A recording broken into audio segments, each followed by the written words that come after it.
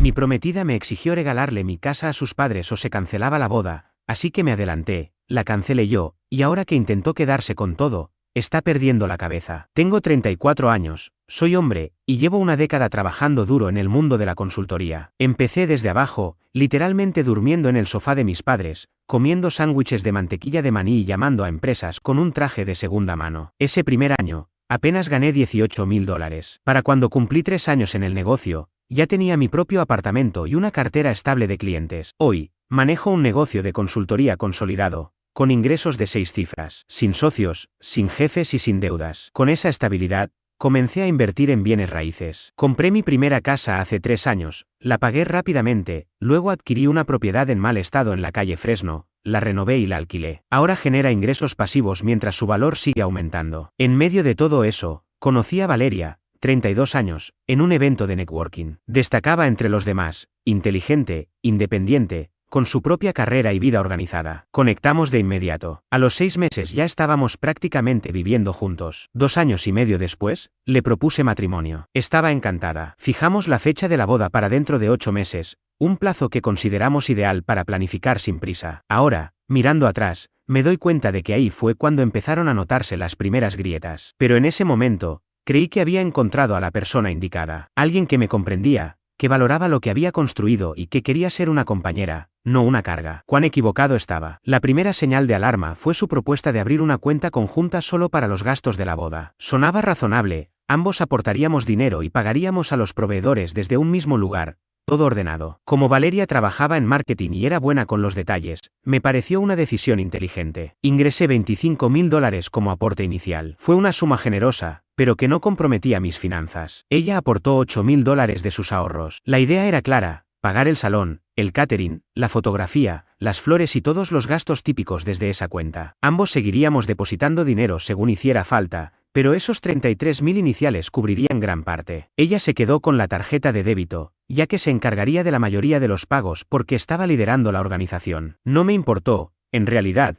Odio tratar con proveedores de bodas. Prefería concentrarme en mi trabajo y dejarle a ella los detalles. El primer mes, todo parecía normal. $2,500 al salón como anticipo, 800 al fotógrafo, 400 a la floristería. Todo estaba dentro de lo que ya habíamos conversado. Ni siquiera presté atención a los gastos menores porque confiaba en su criterio. Pero al revisar los estados de cuenta en detalle, comenzaron a aparecer cosas extrañas. Una compra por $320 en una tienda llamada Estilo Bella me llamó la atención. Cuando pregunté, Valeria dijo que eran sus zapatos de novia. Bien, aceptable. Al parecer, las novias necesitan zapatos especiales. Luego apareció un gasto de $275 en un salón de manicura. Ya me empezaba a parecer que tenía gustos caros, pero decidí no discutir. Varios amigos casados me aconsejaron que lo mejor era no involucrarse demasiado y dejar que las cosas siguieran su curso. Es mejor mantener la paz, decían. El verdadero golpe vino cuando encontré un cargo de $1,200 en un spa de lujo. Me pareció excesivo, así que le pregunté durante la cena. Es para mi despedida de soltera, dijo ella sin inmutarse, mientras cortaba su pollo. Las chicas y yo haremos un retiro en un spa en lugar de ir a Las Vegas. Es mucho más elegante. Casi se me atraganta la comida. ¿Iba a pagar su despedida de soltera con el dinero de la boda? Su respuesta fue: es parte de la boda. Ese razonamiento no tenía sentido para mí. La despedida no es un gasto nupcial, sino un gasto personal. Pero lo peor llegó cuando vi varios cobros de hotel que sumaban $2,400,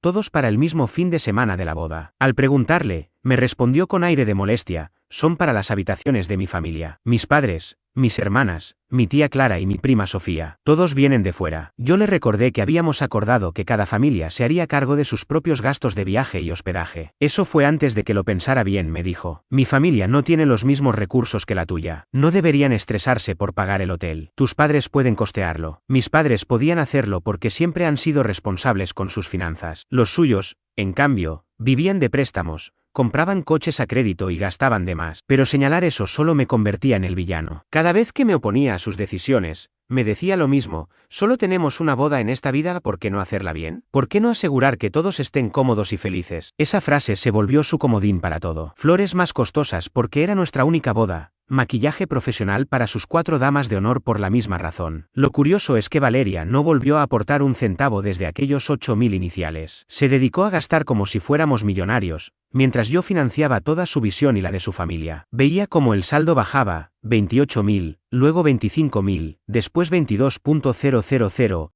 y ni siquiera habíamos pagado lo más caro como el banquete o la música. Cada vez que le pedía hablar del presupuesto, se ponía emocional. Me estás generando estrés en un momento ya complicado, decía. Y yo, en lugar de pararlo, me decía que era solo por el estrés de la boda, que todo volvería a la normalidad después. Pensaba que podía cubrir los excesos para evitar conflictos. Gran error, porque lo que parecía ser solo un exceso de gastos era, en realidad, Valeria mostrándome quién era en verdad. Y lo peor aún estaba por venir. 6 semanas antes del enlace, estábamos en una de nuestras reuniones dominicales de planificación. Habíamos adoptado una rutina de sentarnos en la mesa de mi cocina con café, papeles, confirmaciones de proveedores y listas de invitados. Ese día parecía tranquilo. Acabábamos de actualizar el conteo final, 147 personas, 20 más de lo previsto porque Valeria seguía incluyendo familiares lejanos y colegas. Mientras yo calculaba en mi mente cómo eso afectaría al catering, ella soltó, sin dejar de mirar su celular. He estado pensando en los regalos de boda. No hablábamos de los regalos del registro para los invitados, sino de lo que uno entrega a su familia al casarse. Yo todavía estaba concentrado en ajustar la lista de invitados, viendo si íbamos a necesitar más mesas. Así que cuando Valeria cambió el tema, me tomó por sorpresa. ¿A qué te refieres?, pregunté, algo desconcertado. Como un regalo de agradecimiento para los padres, respondió, pero con una expresión que dejaba ver que iba mucho más allá de eso. Dejó el teléfono sobre la mesa, se inclinó ligeramente hacia mí y tomó ese tono que suele usar cuando quiere decir algo que considera importante. Tus padres están bien económicamente, no necesitan nada material. Y tenía razón, ambos fueron docentes, jubilados con pensiones decentes. Tienen su casa pagada, viajan de vez en cuando y viven sin grandes lujos, pero sin carencias. En cambio, sus padres están en una situación muy distinta. Mis padres llevan como 15 años en el mismo departamento alquilado, continuó Valeria. Nunca han podido juntar lo suficiente para un anticipo, entre la renta que sube cada año y algunos problemas de crédito que tuvieron hace tiempo. También era cierto, sus padres viven en un departamento de 2 habitaciones. Su padre trabaja en una tienda de autopartes, y su madre hace tareas administrativas en una clínica dental. Son buenas personas, pero siempre han tomado decisiones poco prudentes con el dinero. Compran autos nuevos a crédito, hacen viajes costosos que no pueden cubrir y suelen llegar ajustados a fin de mes. ¿Y qué propones?, le pregunté, sin entender del todo a dónde quería llegar. Fue entonces cuando se incorporó un poco más y me lanzó la idea sin rodeos. La casa de la calle Fresno. Por un segundo, dejé de respirar. La miré fijo, esperando que se riera o dijera que era una broma. Pero no.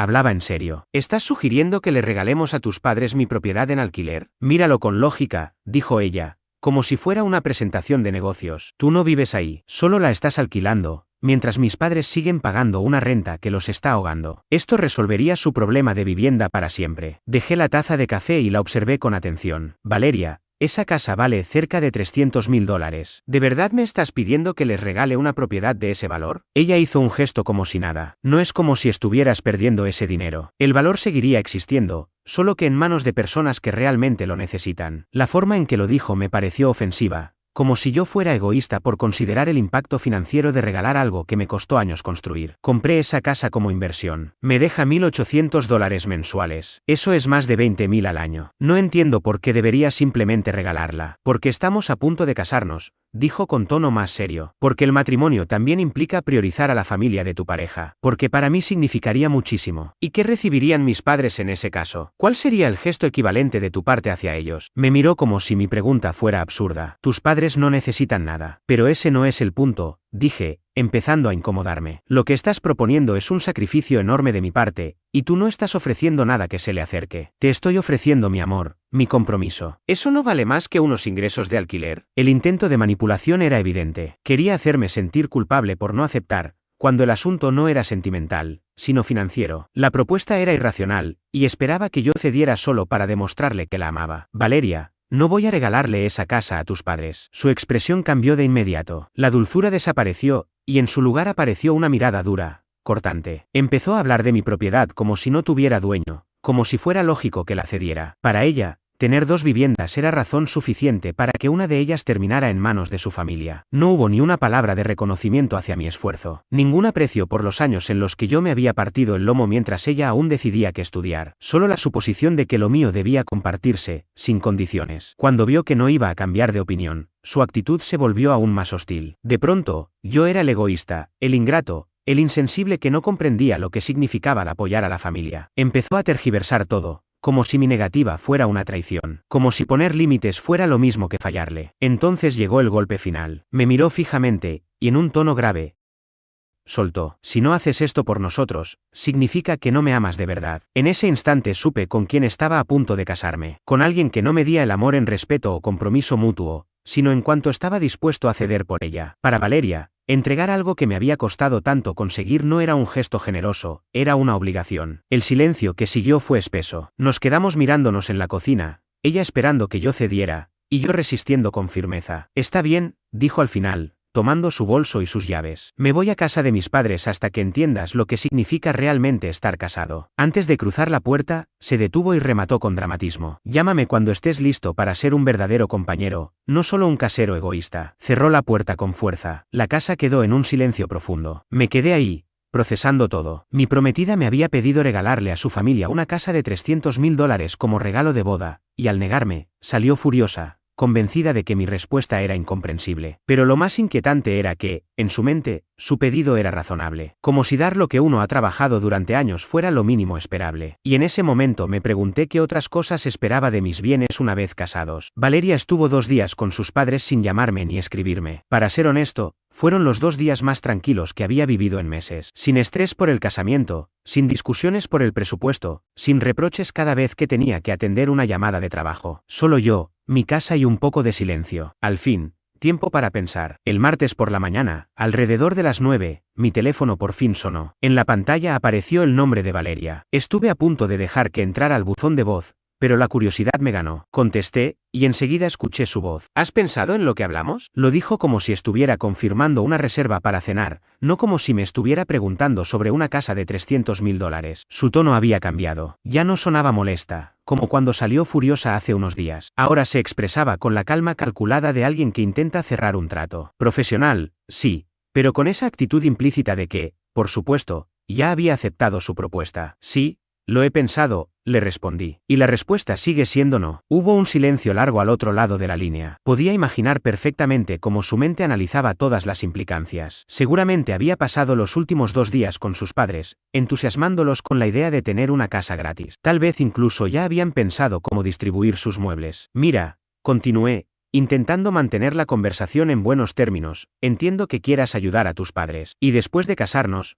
podemos buscar maneras de apoyarlos. Tal vez colaborar con el pago inicial de otra vivienda. No, me interrumpió de inmediato. No estoy hablando de eso. Estoy hablando de esta casa, por esta razón específica, como un gesto concreto. O entiendes por qué es importante para mí, o no lo haces. La manera en que lo dijo me provocó un vacío en el estómago. Ya no era una conversación, era un ultimátum disfrazado de propuesta. Así que le pregunté directamente: ¿y si no lo hago? Otra pausa. Luego, su voz, completamente fría: entonces tal vez debamos posponer la boda hasta que estés listo para ser el tipo de pareja que necesito. Ahí estaba, la amenaza que, en el fondo, sabía que venía. O me das tu casa, o pierdes a tu prometida. Bastante claro, ¿no? Traté de mantener la calma. Déjame pensarlo, le dije. Es una decisión grande. Necesito unos días para procesarlo todo. Su tono cambió de inmediato, como el de una vendedora que acaba de convencer a un cliente indeciso de comprar la garantía extendida. ¿En serio? Ay, Ryan, sabía que lo entenderías cuando lo pensaras bien. Esto va a ser increíble. Mis padres van a estar tan agradecidos, y yo me voy a sentir tan orgullosa de tener un esposo que valora a la familia como tú. Esa seguridad en su voz lo decía todo. No estaba esperando que aceptara. Estaba convencida de que lo haría, como si todo ya estuviera decidido y solo me hiciera falta tiempo para asumirlo. Después de colgar, me quedé sentado un buen rato en la cocina, tratando de asimilar lo que acababa de pasar. Mi prometida me había amenazado con suspender nuestra boda si no le regalaba mi casa a sus padres. Fue entonces cuando empecé a hacer algunas llamadas. La primera fue a mi amigo Sebastián, abogado desde hace 8 años. Estudiamos juntos y siempre ha sido muy claro cuando se trata de temas legales. Le conté todo,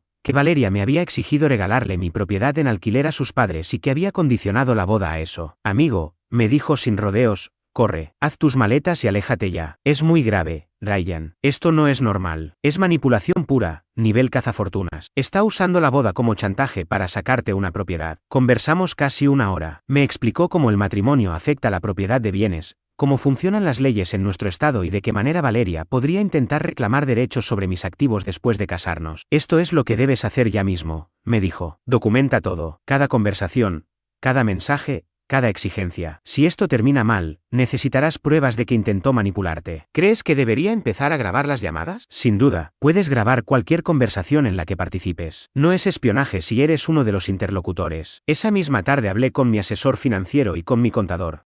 Les conté que tenía dudas sobre el matrimonio y quería asegurarme de que mis bienes estuvieran protegidos. Ambos me dieron el mismo consejo que Sebastián: documenta todo y no transfieras nada antes de casarte. Mi contador fue especialmente directo. Ryan, trabajaste demasiado para construir tu patrimonio como para entregárselo a alguien que te ve como un cajero automático. Esta mujer te está mostrando quién es. Créelo. Esa noche revisé mi teléfono y empecé a guardar capturas de pantalla de todas las conversaciones que había tenido con Valeria sobre los gastos de la boda y la situación económica de su familia. También abrí una cuenta bancaria separada y moví parte de mis ahorros allí, por si las cosas se ponían feas. Cuanto más lo pensaba, más claro veía que todo había sido planeado. No era una idea espontánea. Había esperado justo al momento en que el evento estaba cerca, cuando suponía que me sería más difícil cancelar sin causar un escándalo. Seguramente pensó que me resultaría más sencillo ceder la casa que enfrentar la vergüenza de cancelar todo. Lo que no se esperaba era que prefería pasar por un mal rato temporal que pasar el resto de mi vida con alguien que veía mis bienes como el plan de jubilación de su familia. El jueves por la mañana empecé a hacer llamadas discretas a los proveedores de la boda. No cancelé nada todavía. Solo quería saber cuáles eran las políticas de cancelación y qué parte de los depósitos perdería si decidía no seguir adelante. La mayoría tenía reglas claras: se pierde el depósito, pero no hay que pagar el total si se cancela con más de 30 días de anticipación. Algunos eran más flexibles, pero en general no sería un desastre financiero cancelar todo. Y ahí lo supe. Ya había tomado una decisión. Solo estaba esperando a que Valeria llamara para ver si insistía o si recapacitaba. El viernes por la mañana, como si tuviera todo cronometrado, sonó el teléfono otra vez. Buenos días, amor, dijo con una voz dulce y optimista. ¿Cómo te sientes con todo esto? Sigo pensándolo, le respondí. Es una decisión enorme, Valeria. Quiero estar seguro de estar viendo todos los ángulos. Claro, lo entiendo perfectamente. Tómate tu tiempo. Bueno, o sea, si necesitamos resolver esto pronto, la boda se acerca, pero confío en que tomarás la decisión correcta. Otra vez esa seguridad, como si en su mente sus padres ya se hubieran mudado a mi casa y solo estuviera esperando que yo alcanzara su misma línea temporal. En realidad quería preguntarte algo, le dije. ¿Ya le mencionaste esto a tus padres? Pequeña pausa. Luego respondió. Hemos hablado del tema, sí. Quería saber cómo se sentían al respecto antes de comentártelo a ti. ¿Y qué dijeron? Estaban profundamente conmovidos, Ryan. Mi mamá hasta lloró cuando le conté que lo estabas considerando. Me dijo que jamás ha conocido a alguien tan generoso como tú. Eso fue todo lo que necesitaba escuchar. Valeria no les había presentado la idea como una posibilidad. Les dijo que iba a suceder. Y ahora estaba usando la emoción de ellos como una forma más de presionarme. Qué bonito, le dije. Sería una lástima decepcionarlos si esto no resulta. Va a resultar, afirmó con rapidez. Te conozco, Ryan. Eres un buen hombre que valora a la familia. Después de colgar, empecé a investigar un poco más. Había algo en su seguridad que no me dejaba tranquilo. Desde el momento en que recibí su llamada, supe que Valeria estaba demasiado segura de que cedería. Parecía convencida de tener alguna ventaja que yo no conocía. Lo primero que hice fue revisar el sistema de seguridad de la propiedad que tengo en alquiler. Instalé cámaras en la entrada principal, en la trasera y una más que apunta directamente hacia la entrada del garaje. Las coloqué originalmente para asegurarme de que los inquilinos no hicieran fiestas sin permiso o dañaran el lugar. Revisando las grabaciones de la última semana, vi algo que me hizo hervir la sangre. Era miércoles por la tarde, justo un día después de que Valeria saliera furiosa de mi casa. Su coche aparece en la entrada de la propiedad, y no venía sola. La acompañaban dos personas mayores, sus padres. Durante casi una hora, los tres estuvieron caminando por el lugar como si ya fuera suyo. Lo más preocupante, Valeria tenía llaves. Seguramente hizo una copia cuando la llevé a conocer la casa meses atrás, en una visita informal para enseñarle parte de mi portafolio de inversión. En las imágenes, su madre tomaba fotos con el teléfono, mientras su padre medía espacios con una cinta métrica. No estaban explorando, estaban planificando. En una parte, Valeria señalaba distintas habitaciones y sus padres asentían, claramente discutiendo cómo amueblarlas o distribuirlas. Su padre se quedó buen rato en el garaje, seguramente evaluando espacio para sus herramientas o cosas de jardinería. Todo indicaba que estaban actuando como si se fueran a mudar pronto. No era una ilusión o una posibilidad, era algo que ya daban por hecho. Llamé a la empresa que gestiona mis propiedades, la que se encarga del mantenimiento y contacto con los inquilinos. Pregunté por la casa de la calle Fresno. Sara, la encargada de oficina, me respondió, sí. De hecho, una joven llamó la semana pasada preguntando por un avalúo. Dijo que era la prometida del dueño y que tú le habías pedido que lo gestionara por motivos de seguro. Sentí un nudo en el estómago. ¿Te dio algún nombre? Pregunté. Valeria algo, dijo. Parecía tener todos los datos, así que no lo dudé, no debía ayudarla. Me esforcé por mantener la calma. Sara, yo nunca le pedí eso. Por favor, no compartas información de ninguna de mis propiedades sin consultarme directamente. Ella se disculpó de inmediato. ¿Debo cancelar la tasación? No. Pero envíame el informe cuando lo tengas, le pedí.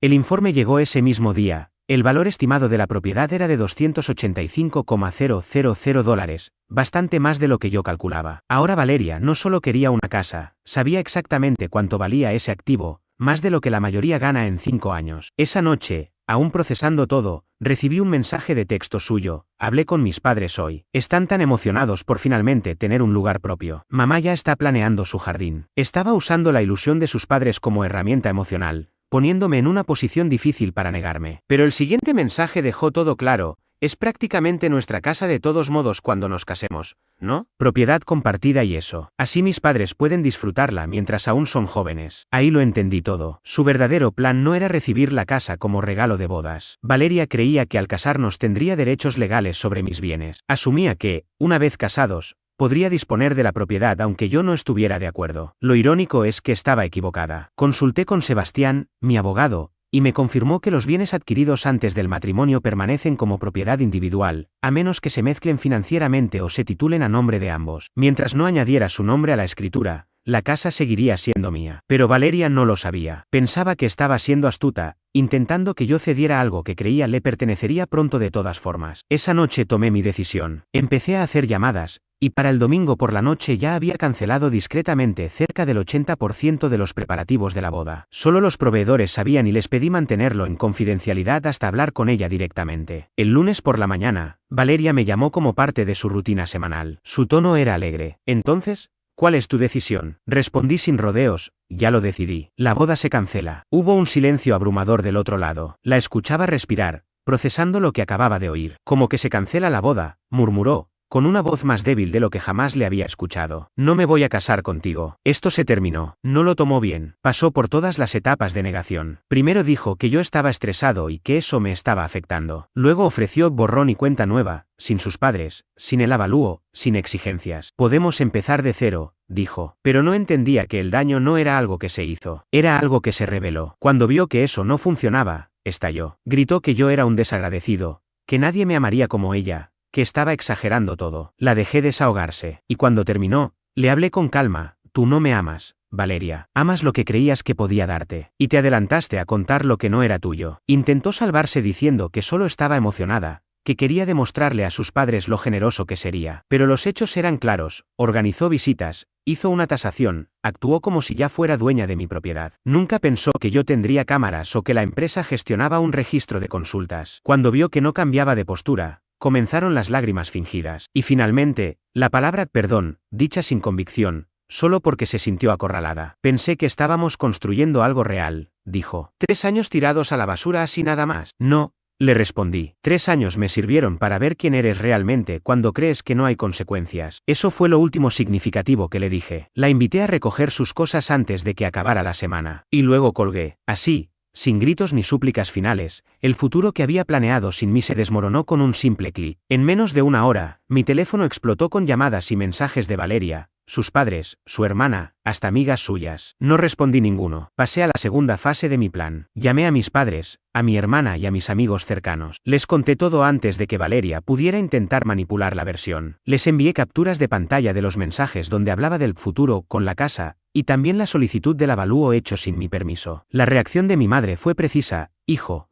te salvaste de una buena. Esa chica traía problemas desde el principio. Se le notaba en la mirada cuando hablaba de tus negocios, como si ya estuviera gastando dinero que no era suyo. Y mi hermana fue aún más directa. Gracias a Dios que descubrí todo esto antes de la boda. No quiero ni imaginar cómo habría sido enfrentar un divorcio con alguien así. Lo primero que hice fue contactar a Sebastián para que redactara una carta de cese y desistimiento. Si Valeria tenía pensado difamarme o inventar historias sobre por qué cancelamos la boda, quería estar legalmente cubierto. La carta era clara. Yo tenía pruebas documentadas de sus intentos por manipularme para que le transfiriera propiedades, además de grabaciones donde discutíamos su presión respecto a la casa. En resumen, si intentaba calumniarme, yo divulgaría todo y que la gente sacara sus propias conclusiones. Sebastián también me ayudó a cambiar las cerraduras de mis 2 propiedades y a actualizar todas mis cuentas bancarias, eliminando cualquier acceso que Valeria pudiera tener. Aunque nunca la había incluido oficialmente en nada, no quería dejar cabos sueltos que pudieran aprovecharse. La noche del martes, los vi por la cámara de seguridad incluso antes de que tocaran el timbre. Ahí estaban Valeria y su hermana Michelle, paradas frente a la puerta como si vinieran a darme una lección emocional. Ella se notaba destrozada. Las dejé esperar un minuto antes de abrir. En cuanto lo hice, Valeria me pidió 5 minutos para hablar. Su voz se quebró al final, como si hubiera ensayado cada palabra pero no pudiera sostener la actuación. Le respondí sin rodeos, ya no había nada que decir. Sus actos hablaban por sí solos. Trató de minimizar lo ocurrido, culpó al estrés de la boda, dijo que se le había ido de las manos y que no valía la pena destruir lo que habíamos construido. Michelle intervino para reforzar el discurso emocional. Aseguró que Valeria no había dejado de llorar desde la última llamada, que me amaba, que estaba arrepentida. Pero yo sabía que el remordimiento después de ser descubierta no es lo mismo que la integridad. Les recordé que estar arrepentido no borra lo que se hizo ni cambia lo que alguien muestra ser cuando cree que nadie lo está viendo. Valeria volvió a quebrarse. Esta vez, creo que las lágrimas eran genuinas. Solo quería hacer algo significativo, dijo con la voz rota. ¿Para mis padres? Para nosotros. Pensé que si comenzábamos el matrimonio con un gesto generoso, algo impresionante, eso uniría a todos. ¿Generoso con qué? Con mi dinero, con mi propiedad, con mi nombre en los papeles, mientras sus padres elegían cortinas como si ya les perteneciera. Aseguró que si los papeles estuvieran al revés, ella habría hecho lo mismo por mí. Le dije que no lo eran ni lo serían jamás, porque ella no tenía ningún activo de 6 cifras que ofrecer. Nunca se trató de generosidad, se trató de acceso. Entonces, el tono de Michelle cambió. Se puso a la defensiva y soltó que quizás Valeria merecía algo mejor, que un hombre que elige el dinero sobre el amor no valía la pena desde el inicio. No respondí, solo entré, recogí una caja de cartón con todas las cosas que Valeria había dejado en mi casa a lo largo de los años y se la entregué sin decir nada. Ella tomó la caja, pero no se movió. Se quedó mirándome como esperando que cambiara de idea. En lugar de eso, lanzó su última carta, el resentimiento. Espero que seas feliz, murmuró. Que tus preciosas casas te abriguen por las noches. Lo harán, respondí. A diferencia de una esposa que me veía como una billetera con pulso. Se dio la vuelta y se marchó. Michelle la siguió, lanzándome una mirada como si hubiera pateado a un cachorro. Cerré la puerta, la aseguré, y eliminé su acceso del sistema inteligente de cerraduras. A la mañana siguiente, recibí una llamada de sus padres. No debí contestar, pero una parte de mí quería saber qué versión de la historia contarían. El padre empezó de inmediato, sin saludo. Molesto. Dijo que yo estaba exagerando, que solo era una casa en la que ni siquiera vivía. Preguntó si de verdad era tan egoísta. Mantuve la calma. Le expliqué una vez más que esa propiedad la había comprado yo, con mi esfuerzo, y que su hija había intentado cederla sin mi autorización, además de mentir al respecto. Desde el fondo, la madre intervino diciendo que todo había sido por amor, que pensaban que realmente me importaba la felicidad de Valeria. Claro que me importaba, les dije. Por eso no me casé con ella. Porque una persona que necesita tener el control absoluto y adueñarse de todo lo que la rodea no puede ser feliz con alguien que no se deja manipular. Eso no les cayó bien. El padre perdió la paciencia, me dijo que me iba a arrepentir, que nunca encontraría a alguien mejor. Puede que no, contesté, pero al menos no tendré que preocuparme de que alguien intente quitarme lo que es mío. Colgaron. No hubo seguimiento ni disculpa, solo silencio. Una confirmación más de que alejarme fue la mejor decisión que he tomado en años. Durante las semanas siguientes, Valeria intentó varias veces acercarse. Amigos en común intentando mediar, un extenso correo explicando su versión de los hechos, incluso un mensaje en LinkedIn donde proponía manejar la situación de forma profesional. Ignoré todo. Cuando empezó a publicar indirectas en redes sociales sobre descubrir quiénes son los verdaderos y que el interés puede venir disfrazado de muchas formas, Sebastián envió oficialmente la carta de cese y desistimiento. Funcionó. Desde entonces, no volvió a decir una palabra. 6 meses después, supe por un conocido que Valeria había regresado a vivir con sus padres. Seguía en el mismo apartamento de alquiler, todavía quejándose de que no podía permitirse comprar una casa. Mientras tanto, Mi propiedad en alquiler continúa generando $1,800 mensuales, mi negocio está mejor que nunca, y duermo tranquilo, sin miedo a que alguien intente manipularme para regalarle el fruto de mi trabajo.